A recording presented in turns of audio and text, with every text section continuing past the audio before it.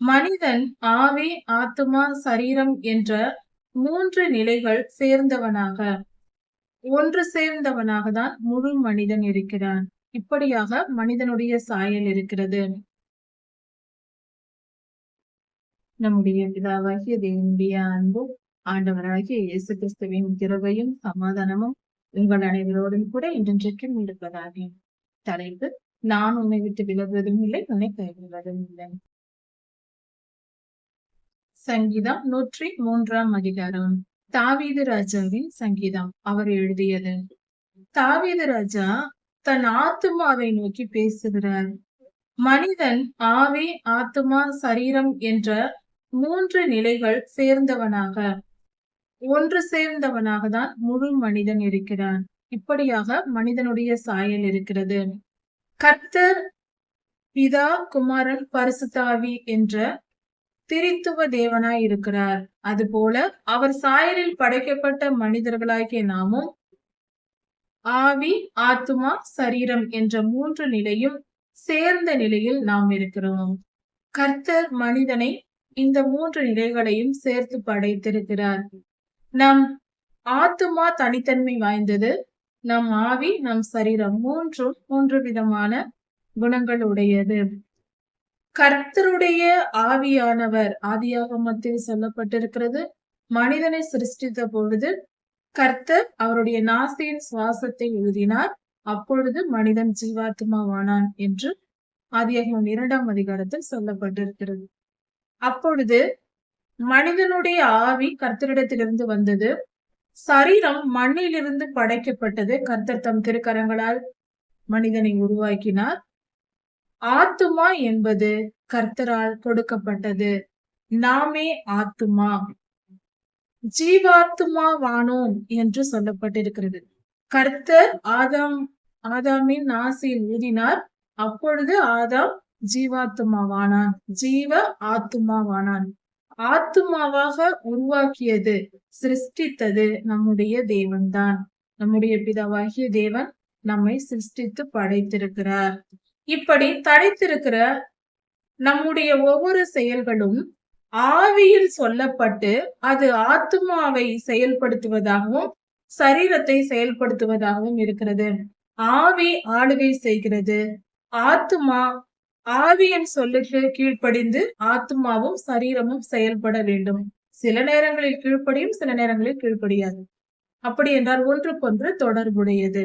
ஆவி சொல்வதையே ஆத்துமாவும் சரீரமும் கேட்டு நடக்க வேண்டும். அது சரியான ஒரு மனநிலை, ஆரோக்கியமான மனநிலை. இப்பொழுது நாம் கர்த்தரை நோக்கி ஜெபிப்பது போல நம் ஆத்துமாவுக்கு நாம் கட்டளை கொடுக்கிறோம் இந்த வேத பகுதியில். அதாவது, என் ஆத்துமாவே நீ கர்த்தரை ஸ்தோத்தரி. ஆத்துமாவுக்கு நம் ஆவியிலிருந்து கட்டளை கொடுக்கிறோம். இது சரியான முறையான ஜெபமே. கர்த்தரை நோக்கி என் ஆத்துமாவே, ஆவி மட்டும் அல்ல, சரீரம் மட்டும் அல்ல, என் ஆத்துமாவே, என் முழு மனம், என் ஆழ் மனதிலிருந்து கர்த்தருக்கு துதி செலுத்தப்பட வேண்டும். ஆத்துமா என்பதே தனித்தன்மை வாய்ந்த நாமாக இருக்கிறோம், நம்முடைய மனமாய் இருக்கிறது. அப்பொழுது ஆத்துமாவே நீ கர்த்தரை நோக்கி ஸ்தோத்திரி, அவருக்கு மகிமையை செலுத்து, நன்றி செலுத்து. என் முழு உள்ளமே அவருடைய நாமத்தை ஸ்தோத்திரி. கர்த்தருக்கு அவருடைய நாமத்தை ஸ்தோத்திரம் பண்ணு. முழு உள்ளம், நம்முடைய முழு இருதயத்தோடு, முழு மனம், நம்முடைய ஆத்துமா, நம் இரத்தத்தில் அது கலந்திருக்கிறது என்று வைத்துக் கொள்ளலாம். ஆவி, ஆத்துமா, சரீரம் என்பது நம் சரீரத்தை போன்ற ஒரே ரூபமாய் இருக்கிறது. நம் சரீரத்தை போன்றே நம்முடைய ஆத்துமாவும் நம்முடைய ஆவியும் இருக்கும். ஒரே மாதிரி இருக்கும். தன்மை வேறு, உருவம் ஒரே மாதிரி தான் இருக்கும். நம் ஆவி நம்மை போலவே தான் இருக்கும். நம் ஆத்துமாவும் நம்மை போலதான் இருக்கும். அதற்கு நாம் கட்டளை கொடுக்க வேண்டும். என் ஆத்துமாவே கர்த்தரை ஸ்தோத்திரி, என் முழு உள்ளமே அவருடைய பரிசுத்த நாமத்தை ஸ்தோத்திரி. என் ஆத்துமாவே கர்த்தரை ஸ்தோத்திரி, அவர் செய்த சகல உபகாரங்களையும் மறவாதே. நம்முடைய நினைவுகள் ஆத்துமாவில் இருக்கிறது. நாம் எதையெல்லாம் நினைத்து வைக்கிறோமோ, பதித்து வைக்கிறோமோ, அது நம் ஆத்துமாவை சேரும். இன்னொரு காரியம், நம் ஆத்துமா என்பது நாம் இறந்த பின்பு கர்த்தர் தந்த ஆவி கர்த்தரிடத்தில் போய் சேரும். சரீரம் மண்ணோடு மண்ணாய் மரித்து போகும். நம் ஆத்துமாவை நித்திய ஜீவனை சுதந்திரித்துக் கொள்ளும். முதல் மரணத்தில் கர்த்தருடைய பிள்ளைகளின் ஆத்துமா கர்த்தருடைய ராஜ்யத்தை போய் சேர்ந்து விடும். பாவிகளுடைய ஆத்துமாவும் மிருகங்களுடைய ஆத்துமாவும் பாதாளத்திற்கு சென்றுவிடும். இதற்கு சங்கீத புஸ்தகத்தில் ஆதாரம் இருக்கிறது. கர்த்தர் செய்த சகல கிரியைகளையும் நாம் மறக்க கூடாது. அவர் செய்த நன்மைகளை நினைத்து பார்த்து எப்பொழுதும் கர்த்தருக்கு ஸ்தோத்திரம் செலுத்துகிறவர்களாக, ஸ்தோத்திரம் என்றால் நன்றி என்று பொருள், கர்த்தருக்கு நன்றி என்று பொருள். அல்லேலூயா என்றாலும் கர்த்தருக்கு நன்றி என்று பொருள். அப்படி என்றால் கர்த்தருக்கு நன்றி செலுத்துகிறவர்களாக நாம் இருக்கும்போது நன்றி உணர்வு என்கிற நற்குணம் பரிசுத்தாவின் கனிகளில் ஒன்றான நற்குணங்களில் ஒன்றாயிருக்கிறது. நற்குணம் என்பது பல அடங்கும். அதில் நன்றி உணர்வு என்ற ஒரு குணமும் அடங்கும். அது நமக்கு இருக்கிறது என்பது தெரிவிக்கப்படுகிறது. இந்த நற்குணத்தை கர்த்தர் விரும்புகிறார். நாம் கர்த்தரிடத்தில் பெற்றுக்கொண்ட நன்மைகளுக்கு நன்றி செலுத்த வேண்டும். அப்பொழுது கர்த்தர் நம்மை நேசிப்பார். அவருக்கு பிரியமானவர்களாய் நாம் இருப்போம். கர்த்தர் உன் அக்கிரமங்களை எல்லாம் மன்னித்து, அவர் நம் அக்கிரமங்களை மன்னிக்கிற தேவனாய் இருக்கிறார். அவர் மன்னித்து விடுவார். நம் அக்கிரமங்களை எல்லாம் மன்னித்து நம் நோய்களை எல்லாம் குணமாக்கி விடுவார். அவர் சுகம் தருவார். நம்முடைய பிராணனை, நம்முடைய உயிரை அவர் பாதுகாப்பார். நம் உயிருக்கு வரும் ஆபத்துகள், அது கொள்ளை நோயாயிருக்கலாம், சண்டை சச்சரவுகள் போன்றவையாயிருக்கலாம், ஆபத்துகளாயிருக்கலாம், அது எந்தவித துன்பமாய் இருக்கலாம், பஞ்சம் பசியாய் இருக்கலாம். இவைகள் எது வந்தாலும் நம் உயிருக்கு ஆபத்து வரும். இப்படி எந்த ஆபத்து வந்தாலும் அதை எல்லாவற்றிலிருந்தும், அந்த அழிவுகளில் இருந்து கர்த்தர் நம்மை மீட்டு எடுத்து நம்மை பாதுகாப்பார். நம் உயிரை பாதுகாக்கிற நல்ல தேவனாய் இருக்கிறார். அவரை நம்பி இருக்கும் போது நம் ஜீவன் நமக்கு பாதுகாப்பாய் இருக்கும். நம்மை பாதுகாத்துக் கொள்வார் கர்த்தர். உன்னை கிருபையினாலும் இரக்கத்தினாலும் முடிசூட்டுவார். கர்த்தர் தம்முடைய இரக்கத்தினாலும் கிருபையினால் இரக்கப்படுவார். நம்மிடத்தில் அன்பாயிருப்பார். அவருடைய அளவற்ற இரக்கத்தினால் நம்மை முடிசூட்டுவார். நம்மை பாதுகாத்துக் கொள்வார். நமக்கு இரக்கம் காண்பித்து கிருபையாய் இருந்து நன்மையினால் நம்மை முடிசூட்டுவார். கர்த்தர் நமக்கு நன்மையை நம் வாழ்க்கையில் ஏற்படுத்தி தருவார். நல்ல காரியங்கள் நடக்கும். நன்மையானதை நாம் பெற்றுக்கொள்வோம். நன்மையினால் நமது வாயை திருப்தியாக்குவார். நல்ல விஷயங்களால் நம்மை திருப்தியாக்குவார். நல்ல உணவு, நல்ல உடை, நல்ல தங்கும் இடம், நன்மையான வார்த்தைகள், நல்ல மனிதர்கள் போன்ற எல்லாவித நன்மையான சூழ்நிலைகளையும் நமக்கு கொடுத்து நம்மை திருப்தியாக்குவார். கழுகுக்கு சமானமாய் நம்முடைய வயது வாழ வயது போல் ஆகும். கழுகானது ஒரு குறிப்பிட்ட வயது அடைந்தவுடன் அது மலை உச்சியின் மேல் ஏறி தன் இறகுகளை அகற்றிவிடும். பின்பு மொட்டையாக இருக்கும். அந்த மலையில் இருந்து சூரியனை 40 நாள் பார்த்து கொண்டே இருக்கும், உயர்ந்த மலையின் மேலேறி. அப்படி இருக்கும் பொழுது அந்த 40 நாள் முடிந்தவுடன் புது இறகுகள் முளைத்து புது பலத்துடன் அது மீண்டும் எழும்பி வரும். அதுபோல கழுகு மீண்டும் தன் பலத்தை பெறுவது போல நாமும் இளவயது போல நாம் மிகுந்த துன்பத்திற்கு ஆளாக்கப்பட்டிருப்போம். அதிலிருந்து மீண்டு வந்து மீண்டும் வாழ வயதுக்கு ஒப்பாக இளவயது போல நாம் எழும்பி பிரகாசித்து நமக்கு புது பலன் கொடுத்து நம்மை ஆசீர்வதித்து கர்த்தர் அழகு பார்ப்பார். கர்த்தர் மிகவும் நல்லவர். புது பலன் நமக்கு தருவார். இளவயது போல நமக்கு பலன் தந்து பாதுகாப்பார். ஒடுக்கப்படுகிற யாவருக்கும் கர்த்தர் பலன் தருவார். ஒடுக்கப்படுகிற யாவருக்கும் கர்த்தர் நீதியையும் நியாயத்தையும் செய்கிறார். அவர் நீதியாய் நியாயத்திருக்கிறார். ஒடுக்கப்பட்டு தாழ்த்தப்பட்டு உதவி எதிர்பார்த்து கர்த்தருடைய சன்னதியில் காத்திருக்கிற மக்களுக்கு அவர் கிருபை செய்து அவர்களை பாதுகாக்கிறார். அவர் மிகவும் நல்லவர். ஒடுக்கப்படுகிற யாவருக்கும் கர்த்தர் நீதியையும் நியாயத்தையும் செய்கிறார். ஒடுக்கப்பட்ட மனிதர்கள் யார் கர்த்தரை நோக்கி கூப்பிட்டாலும், கர்த்தாவே என்னை காப்பாற்றும், என் நிலை மோசமாய் இருக்கிறது, என்னை காப்பாற்றும் என்று எந்தவித பாடுகளில் இருந்தும் கர்த்தரை நோக்கி கூப்பிடும் பொழுது கர்த்தர் நிச்சயம் அவர்களுக்கு நீதியையும் நியாயத்தையும் செய்கிறார். தவித்து கொண்டு எந்தவித பயங்கரமான சூழ்நிலையில் அவர்கள் இருந்தாலும் அவர்களுக்கு இறங்கி கர்த்தர் அவர்கள் மேல் மனஸ்தாபப்படுகிறவராய் இருக்கிறார். அவர் மிகவும் நல்லவர். கர்த்தர் தம்முடைய வழிகளை மோசேக்கும் இஸ்ரவேல் புத்திரருக்கும் தெரிய பண்ணினார். ஆம், கர்த்தர் தம்முடைய வழிகளை அவர்களுக்கு தெரியப்படுத்தி, இப்படிதான் நீங்கள் வாழ வேண்டும் என்று வாழ்க்கையின் வழிமுறைகளை அவர்களுக்கு கற்றுக் கொடுத்தார்.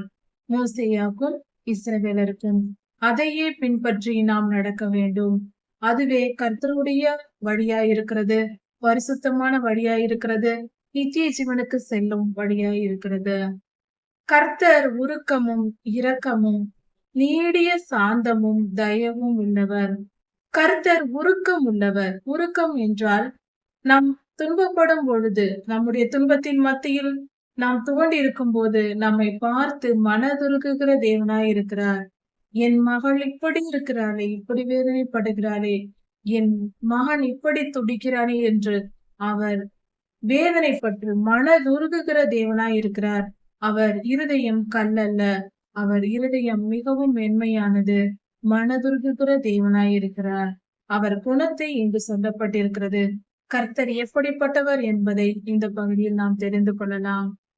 மன உருக்கமும் இரக்கம் உள்ளவர். கர்த்தருடைய தன்மை எது? அவர் இரக்கம் உள்ள தேவனாய் இருக்கிறார். யாருக்கும் இறங்குவார், இரக்கத்தை காண்பிக்கிறவர், மன்னிக்கிற தேவனாய் இருக்கிறார். நீடிய சாந்தமும் கிருபையும் உள்ளவர். நீடிய சாந்த குணம் உள்ளவர்.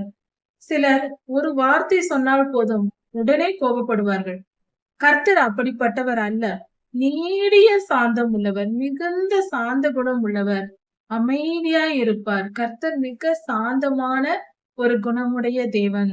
நீடிய சாந்தம் என்று சொல்லும் பொழுது அவர் சுலபத்தில் கோபப்பட மாட்டார். நாம் அளவுக்கு மீறி தவறு செய்யும் போது, பாவம் செய்யும் போதே கர்த்தருக்கு கோபம் வரும். சின்ன சின்ன தவறுகள் செய்தால் நாம் மனம் திரும்புவதற்கு வாய்ப்பு கொடுத்து அவர் நீடிய சாந்த குணம் உள்ளவராய் இருக்கிறார். கர்த்தர் கிருபையுள்ள தேவன். கிருபை என்பது தகுதியற்றவர்களுக்கும் அன்பு காட்டுவது, இரக்கம் காட்டுவது, அதுதான் கிருபை. நாம் தகுதி இல்லாத போதும் நாம் பல நேரங்களில் தவறு செய்துவிட்டு பின்பு கர்த்தரிடத்தில் போய், ஆண்டவரே நான் தெரியாமல் செய்துவிட்டேன், என்னை மன்னியும் என்று நாம் மன்னிப்பு கேட்போம். அப்பொழுது கர்த்தர் நம்மை மன்னித்து நமக்கு கிருபை கூர்ந்து நம்மை மன்னிக்கிறார். அதுவே கிருபையாய் இருக்கிறது. அவர் எப்பொழுதும் கடிந்து கொள்ளார். கர்த்தர் எப்பொழுதும் கடிந்து கொள்ளார், கடிந்து கொள்ள மாட்டார். நாம் தவறு செய்து அதிகமாய் தவறு செய்து கர்த்தர் நம்மேல் கோபம் பட்டால் அவர் அப்பொழுதுதான் கோபப்படுவார். எப்பொழுதும் கோபமாகவே இருக்க மாட்டார். கொஞ்ச காலத்தில் அவர் கோபம் விட்டு விடுவார். அதனால் அவரிடத்தில் நாம் சேர முடியும். அவரிடத்தில் துதி பலி செலுத்தி, அவரிடத்தில் அன்பு கூர்ந்து, மனம் திரும்பி நாம் மன்னிப்பு கேட்கும் போது அவர் மன்னித்து நம்மை ஏற்றுக்கொள்வார். அவர் எப்பொழுதும் கோபம் கொண்டிரார். எப்பொழுதும் ஒரு முறை நாம் தவறு செய்கிறோம் என்றால் அவர் கர்த்தர் கடிந்து கொண்டால் கடிந்து கொள்வார். ஆனால் எப்பொழுதும் கோபமாய் இருக்க மாட்டார். பின்பு அவர் சமாதானமாவார். அவர் அன்பாய் நம்முடன் நடந்து கொள்வார். அவருடைய இரக்கங்கள் பெரியது. அவருடைய குணம் மிகவும் உயர்ந்தது. கர்த்தர் நம்முடைய பாவங்களுக்கும் அக்கிரமங்களுக்கும் தக்கதாக நமக்கு பதில் அளிப்பதில்லை. நாம் அதிகமாய் அக்கிரமம் செய்கிறோம், அதிகமாய் பாவம் செய்கிறோம். ஆனால் அதற்கெல்லாம் சரிக்கு சரியாக அவர் பதில் கொடுத்தால் நம்மால் வாழவே முடியாது. அதனால்தான் கர்த்தர் இரக்கப்பட்டு நாம் செய்கிற பாவங்களுக்கும் அக்கிரமங்களுக்கும் கொஞ்சம் தான் நமக்கு தண்டனை கொடுக்கிறார். நாம் மனம் திரும்புவதற்காக. நமக்கு சரிக்கு சரி கட்டினால் நாம் மிகவும் பாவிகள், பாவம் செய்கிறோம், மிகவும் அக்கிரமம் செய்கிறோம். அதனால் அதற்கு சரியான பதில் கொடுத்தால் நம்மால் தாங்க முடியாது. அவர் கோபத்தினால் அவர் அடித்தால் நம்மால் தாங்க முடியாது. அவர் லேசான தண்டனைகளை கொடுத்து நம்மை திருத்துகிறார். பூமிக்கு வானம் எவ்வளவு தூரமாய் இருக்கிறதோ, இந்த பூமிக்கும் வானத்திற்கும் இடையே உள்ள தூரம் எவ்வளவு அதிகம், அவ்வளவு பெரிய அதிகமாம் கர்த்தர் கர்த்தருக்கு பயந்து நடக்கிறவர்களுக்கு அவருடைய கிருபை பெரியதாய் இருக்கிறதாம். இது மிகவும் ஆச்சரியப்படக்கூடிய விஷயமா இருக்கிறது. அதாவது மிக மிக சந்தோஷமான ஒரு ஆச்சரியமான விஷயமா இருக்கிறது. அற்புதமான ஒரு காரியமா இருக்கிறது. பூமிக்கும் வானத்திற்கும் உள்ள தூரம் மிகவும் தொலைவு, மிக உயரமானது. அப்படிப்பட்ட தூரம் அளவாம் அவருக்கு பயந்து நடக்கிறவர்களுக்கு கர்த்தர் கிருபையாய் இருக்கிறாராம். இதை இன்னொரு பொருளிலும் நாம் தியானிக்கலாம். அவ்வளவு பெரிய கிருபை நம்மேல் வைத்திருக்கிறார். அவ்வளவு பெரிய அன்பு நமக்கு கொடுக்கிறார். அவ்வளவு பெரிய இரக்கத்தை நமக்கு கொடுக்கிறார் என்றும் தெரிந்து கொள்ளலாம். இன்னொரு பொருள், வானமும் பூமியும் உள்ள தொலைவு என்றால், பூமியிலுள்ள நாம் பரலோகத்தை கண்டு அவரோடு சேர்ந்து மகிழும்படியாக, அந்த தூரத்தையும் கடக்கும்படியாக நம்மேல் கிருபை வைக்கிறார் என்றும் பொருள் கொள்ளலாம். கர்த்தர் மிகவும் நல்லவர். அவருக்கு பயந்து நாம் நடக்கும்போது, அவருக்கு கீழ்ப்படிந்து பாவம் செய்யாமல் பரிசுத்தமாய் நீதியாய் நியாயமாய் வாழும்போது நமக்கு மிகுந்த இரக்கத்தையும் கிருபையும் நமக்கு தருகிறார். அவர் நம்மை பாதுகாத்து பலப்படுத்தி அவரோடு சேர்த்து கொள்வார். மேற்குக்கும் கிழக்குக்கும் உள்ள தூரம் எவ்வளவோ, மேற்கு திசைக்கும் கிழக்கு திசைக்கும் உள்ள தூரம் எவ்வளவு பெரியதா இருக்குமோ அவ்வளவு தூரமாய் நம்முடைய பாவங்களை நம்மை விட்டு கர்த்தர் விலக்கி போடுகிறார். நாம் இன்று மனம் திரும்பி பரிசுத்தமாய் வாழலாம். கடந்த காலங்களில் நாம் பாவங்கள் செய்திருக்கலாம். எத்தனையோ விதமான பாவங்கள் இருக்கிறது.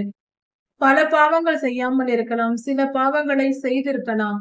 அப்படி இருக்கும் பொழுது அந்த பாவங்களை எல்லாம் கர்த்தர் நம்மை விட்டு நீக்கி விடுகிறார். அது எப்படி நடக்கும் என்றால், கர்த்தர் நம் ஆவியில் அந்த பாவங்களை மன்னித்து விடுவார். நாம் மாம்ச சரீரத்தில் நாம் செய்த பாவத்திற்கு தக்க ஒரு நியாய தீர்ப்பை கொடுத்து, அந்த நியாய தீர்ப்பின் காலம் முழுவதும் அந்த தண்டனையை நாம் அனுபவிக்கும் போது, அது நோயாக இருக்கலாம், பிரச்சனையாக இருக்கலாம், பற்றாக்குறையாக இருக்கலாம், எதுவாய் இருந்தாலும் அந்த துன்ப காலத்தை நாம் கடந்து வரும்படி செய்வார். கூட இருந்து பத்திரமாய் பாதுகாத்துக் கொள்வார். அந்த தண்டனையெல்லாம் நாம் அனுபவித்து முடித்ததும் நம்மை மீட்டுக் கொள்வார். அப்பொழுது நம் பாவங்கள் நம்மை விட்டு நீங்கி போகும். கிழக்குக்கும் மேற்குக்கும் உள்ள தூரம் போல நம்மை விட்டு விலக்கி போட்டு நம்மை பரிசுத்தவான்களாக மாற்றுகிறார். தகப்பன் தன் பிள்ளைகளுக்கு இறங்குவது போல, ஒரு தகப்பன் தன் பிள்ளைகளுக்கு இரக்கம் காண்பிப்பது போல, பிள்ளைகள் எது கேட்டாலும் வாங்கி கொடுப்பார்கள். தேவையான விஷயங்களை செய்து கொடுப்பார்கள், உதவியாய் இருப்பார்கள், பாதுகாப்பார்கள். தகப்பனை போல கர்த்தரும் நம்மை நேசித்து நமக்கு இரக்கம் காட்டுகிறார். ஒரு பிள்ளைக்கு தகப்பன் இறங்குவது போல கர்த்தர் நமக்கு இரக்கம் காட்டி நம்மை பாதுகாத்து நம் தேவைகளை நிறைவாய் தந்து நம்மை வழி நடத்துகிறார். தகப்பன் தன் பிள்ளைகளுக்கு இறங்குவது போல கர்த்தர் தமக்கு பயந்து நடக்கிறவர்களுக்கு தான் இறங்குகிறார். கர்த்தரிடம் போய் கேட்கிற எல்லோரும் பெற்றுக்கொள்ள முடியாது எல்லா ஆசீர்வாதங்களையும். கர்த்தருக்கு பயந்து நடக்கிறவர்களுக்கே இந்த ஆசீர்வாதங்கள் கிடைக்கும். அவர் நம் பாவங்களை விலக்கி நம்மை பாதுகாத்து நம்மை வழிநடத்தி ஆசீர்வதிப்பது கர்த்தருக்கு பயந்து நாம் நடக்கும் பொழுது, பரிசுத்தமாய் வாழும் போது. கர்த்தர் நம்முடைய உருவம் இன்னதென்று அவர் அறிந்து வைத்திருக்கிறார். நாம் எப்படிப்பட்டவர்கள் என்பது கர்த்தருக்கு தெரியும். அவரை படைத்தவர், அவர் தெரியாதது அல்ல. நாம் மண் என்று அவர் நினைவு கூறுகிறார். கர்த்தர் அறிந்திருக்கிறார் நாம் மண்தான் என்று அவர் தெரிந்து வைத்திருக்கிறார். மனிதனுடைய வாழ்க்கை புல்லுக்கு ஒப்பாய் இருக்கிறது. ஒரு புல்லை போலதான் மனிதனின் வாழ்க்கை. அந்த புல் பூத்து அந்த புற்செடி முளைக்கும், பின்பு பூக்கும். அந்த பூவானது காற்று பட்ட உடனே அந்த செடியிலிருந்து பறந்து போய்விடும். அது போல மனிதனுடைய வாழ்க்கையும் இருக்கிறது. கொஞ்ச காலத்தில் துவங்கி கொஞ்ச காலத்தில் உடனே முடிந்து போகிற ஒரு காரியமா இருக்கிறது. மனிதன் புல்லுக்கு ஒப்பாய் இருக்கிறான். அந்த பூ இருந்த இடமும் இனி அறியாது. அந்த இடமும் அந்த பூவை தெரியாது. அது மறக்கப்பட்டு போகும். அது போல மனித வாழ்வு வாழும் வரைதான். வாழ்ந்து முடித்த பின்பு அந்த இறந்து போன மனிதர்களை யாரும் நினைத்து கொண்டு இருப்பதில்லை. நீண்ட காலம் இருப்பதில்லை. அது முடிந்து போகிறது. நம் வாழ்க்கை நம்மோடு கூட முடிந்து போகிறது. கர்த்தருடைய கிருபை கர்த்தருக்கு பயந்து நடக்கிறவர்கள் மேலும், அவர்கள் பிள்ளைகள் மேலும், அவர்கள் தலைமுறை தலைமுறையாக அவர்களுக்கு இருக்கும். கர்த்தருடைய அன்பும் இரக்கமும் கிருபையானது அவர்கள் மேல் எப்பொழுதும் இருக்கும். கர்த்தருக்கு பயந்து நடக்கிறவர்களுக்கே இந்த பாக்கியம் கிடைக்கும். அதாவது கர்த்தரை ஏற்றுக்கொண்டேன் என்று சொல்லிவிட்டு நம் வாழ்க்கையை நம் இஷ்டப்படி வாழ்ந்தால் அது கிறிஸ்தவ வாழ்க்கை அல்ல. கர்த்தருக்கு கீழ்ப்படிந்து அவருடைய வசனத்தை தியானித்து வசனத்தின்படி நாம் வாழும் போதே கர்த்தருக்கு பயந்தவர்களா இருக்கிறோம். அப்படி கர்த்தருக்கு பயந்து நீதியாய் வாழ்கிறவர்களுக்கு கர்த்தர் தலைமுறை தலைமுறையாக ஆசீர்வாதத்தை கொடுப்பார். அனாதியாய் என்றென்றைக்கும் அவர்கள் மேல் கிருபை இருக்கும். என்றென்றைக்கும் என்று சொல்லும்போது நித்திய ஜீவனிலும் அந்த கிருபை அவர்களுக்கு தொடர்ந்து வரும். கர்த்தருடைய கிருபையானது அவருடைய உடன்படிக்கையை கைக்கொண்டு 10 கட்டளைகளை கைக்கொண்டு நடக்க வேண்டும். கர்த்தருடைய மலை உபதேசத்தை புதிய ஏற்பாட்டில் கொடுக்கப்பட்டிருக்கிற மலை உபதேசத்தை ஆராய்ந்து அறிந்து படித்து அதன்படி நாம் வாழ வேண்டும். இதுவே கர்த்தருடைய உடன்படிக்கையா இருக்கிறது. 10 கட்டளைகளும் மலை உபதேசமும் ஒன்றே. இவை இரண்டையும் நன்றாக படித்து அதன்படி நாம் நடக்கும் பொழுது கர்த்தருடைய அதை படித்து அதன்படி நடக்க வேண்டும். அப்படி செய்கிறவர்களே கர்த்தருக்கு பயந்தவர்கள். அப்படி கர்த்தருக்கு பயந்தவர்கள் மேல் அவருடைய கிருபை என்றென்றைக்கும் இருக்கும். இதுவே வாழ்க்கையில் நாம் வெற்றி பெற ஒரே வழி. அவருடைய கட்டளைகளின்படி வாழ விரும்புகிறவர்கள் மேல்தான் கர்த்தருடைய கிருபை இருக்கும். அவர் ஆசீர்வதிப்பார். கர்த்தர் வானங்களில் தமது சிங்காசனத்தை ஸ்தாபித்திருக்கிறார். வானங்களில் சிங்காசனம் வைத்து, வானத்தையே சிங்காசனமாக வைத்து கர்த்தர் அமர்ந்திருக்கிறார். அப்படிப்பட்ட சர்வ வல்லமையுள்ள தேவன் அவர். அவருடைய ராஜரீகம் சர்வத்தையும் ஆளுகிறது. சர்வம் என்று சொல்லும்போது பூமி, நிலா, சூரியன், இது சூரிய குடும்பத்தில் உள்ளது. மற்ற கிரகங்கள், வானமண்டலம் முழுவதும் இருக்கிற எல்லாவித பொருட்கள், எல்லா இடங்கள், அதாவது கேலக்சி, யூனிவர்ஸ் முழுவதும் இருக்கிற எல்லா பொருட்களும் கர்த்தரை ஆளுகை செய்கிறார்.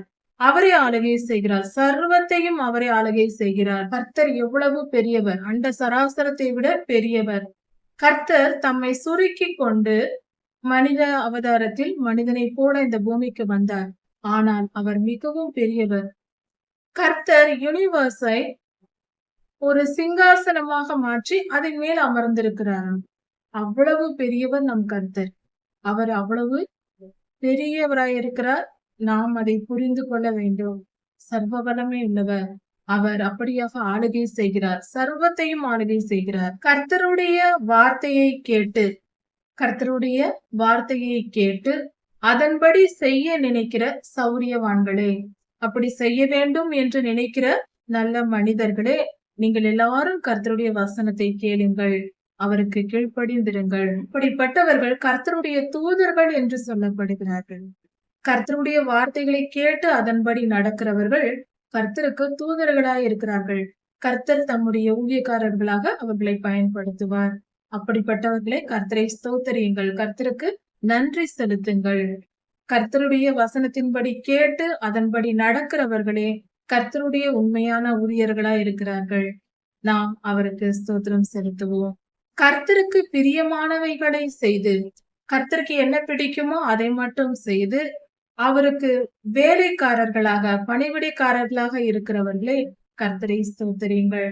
அப்படிப்பட்டவர்களே கர்த்தருக்கு மகிமையை செலுத்துங்கள். கர்த்தருடைய சர்வ சேனைகளே கர்த்தருக்கு நன்றி செலுத்துங்கள். கர்த்தர் மிகவும் கிருபை செய்தார். கர்த்தருடைய சேனைகள் என்று சொல்லும் பொழுது கர்த்தரை நேசிக்கிற, கர்த்தருக்கு கீழ்ப்படுகிற, கர்த்தருக்கு உண்மையாய் வாழ்கிற ஜனங்கள் சர்வ சேனைகளாய் இருக்கிறார்கள். அப்படிப்பட்டவர்களாய் நாம் கர்த்தரை ஸ்தோத்திரித்து மகிழ்வோம். கர்த்தர் ஆளுகை செய்கிற இடங்களில் இருக்கிற எல்லா சிருஷ்டிப்புகளே கர்த்தருக்கு நன்றி செலுத்துங்கள். கர்த்தர் ஆளுகை செய்கிற இடங்கள், கர்த்தர் எந்தெந்த மனிதனிடத்தில் ஆளுகை செய்கிறார், எந்தெந்த இடத்தில் ஆளுகை செய்கிறார்கள், அவருடைய கிரியைகள் எல்லாம் கர்த்தருக்கு நன்றி செலுத்த கடவுது. கர்த்தர் அவர்களை பாதுகாக்கிறார், அவர்கள் மேல் அன்பு கூர்ந்தார். அதுபோல என் ஆத்துமாவே நீயும் கர்த்தரை ஸ்தோத்திரி. கர்த்தர் உன்னை ஆளுகை செய்கிறார், அவர் என்றென்றும் உன்னை காப்பார். கர்த்தருக்கு நன்றி செலுத்தி மகிழ். கர்த்தர் உங்களை ஆசீர்வதிப்பாராக. இதன் தொடர்ச்சியை அடுத்த செய்தியில் பார்க்கலாம். மாரநாதா.